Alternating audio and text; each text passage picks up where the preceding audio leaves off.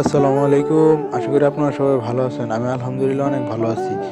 Gas Atik agrofarm আপনাদের সবাইকে স্বাগতম। ইনকিউবেটর আনার পর প্রথমবার যে ডিমগুলো দিয়েছিলাম, আজকে এই ডিমগুলো থেকে বাচ্চা ফুটে বের হতে শুরু হয়েছে। আর আমি সকালে সর্বপ্রথম এসে মুরগির ঘর থেকে মুরগিগুলো ছেড়ে দিয়েছি, কারণ আমি অর্ধমুক্তভাবে মুরগিগুলো পালন করে থাকি।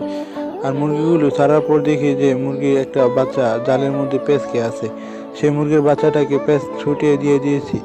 আর এখন আমি ইনকিউবেটরের কাছে চলে এসেছি। আর দেখতে পাচ্ছেন, আমি ইনকিউবেটরটা খুলে দেখি অনেকগুলো বাচ্চা ফুটে রয়েছে।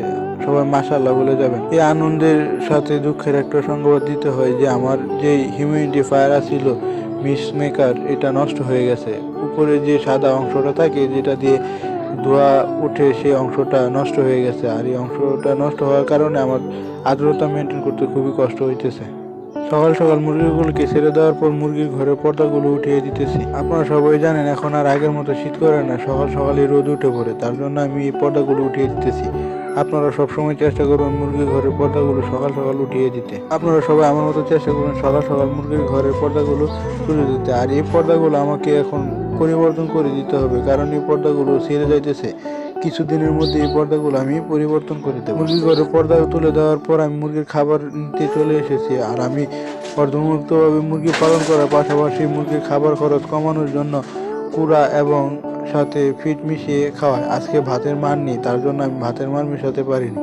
দেখতে পাচ্ছেন আমার ছোট ভাই এখানে বসে মোবাইল টিপতেছিল। কুড়া এবং ফিট নিয়ে আমি কলের দিকে চলে যাচ্ছি, কারণ আজকে ভাতের মান না থাকার কারণে আমার পানি দিয়ে মিশিয়ে খাওয়াতে হবে। আর আজকে এই ভিজা খাবারের সাথে আমি একটা ওষুধ অ্যাড করে দেবো, রেনাসল এরিথ্রি। আপনারাও চেষ্টা করবেন রেনাসল এরিথ্রি বা কোনো ধরনের যে কোনো একটা ভিটামিন খাওয়াতে। আপনারা যদি মুরগিকে ভিটামিন খাওয়ান তাহলে মুরগির দৈহিক বৃদ্ধি এবং রেনাসল এরিথ্রিটা আমি পরিমাণ মতো দিয়ে খাবারের সাথে মিশিয়ে নিতেছি। খাবার মিশানোর সময় দেখি যে খাবারটা শক্ত হয়ে আছে, তার জন্য এই মুরগি খাবারগুলোতে আবার ভালোভাবে পানি দিয়ে দিতেছি। আপনারা যদি খাবারের সাথে ওষুধ মিশিয়ে খাওয়ান তাহলে সবসময় চেষ্টা করবেন খাবারের সাথে ভালোভাবে মিশিয়ে দিতে ওষুধটি। খাবারের সাথে ভালোভাবে মিশিয়ে দেওয়ার পর আমি মুরগিগুলোকে দিয়ে দিতেছি। আর দেখতে পাচ্ছেন মাশাআল্লাহ আমার মুরগিগুলো খুব ভালোভাবে খাইতেছে। আর আমি শীতের মধ্যে এরকম ভিজা খাবার বিকালে একবার দিয়েছি। আর আমার ভিজা খাবার দেওয়ার পরেও মুরগির ঠান্ডা বা কোনো ধরনের রোগ হয়নি। আপনারা সবাই আমার মুরগির জন্য এবং আমার খামারের জন্য মাশাআল্লাহ বলে যাবেন এবং দোয়া করবেন। আমার হিউমিডিফায়ার নষ্ট হয়ে যাওয়ার কারণে আমি আর্দ্রতা মেনটেনের জন্য স্প্রে দিয়ে পানি দিয়ে দিতেছি। আপনারা চাইলে আমার মতো এরকমভাবে স্প্রে দিয়ে পানি দিয়ে হিউমিডিফায়ারের কাজ চালিয়ে দিতে পারেন এবং আর্দ্রতা মেনটেন করতে পারেন। আপনারা সবাই আমার খামারের জন্য দোয়া করবেন। মহান আল্লাহ তাআলা যেন আমার খামারে বারাকা দান করে। আসসালামু আলাইকুম।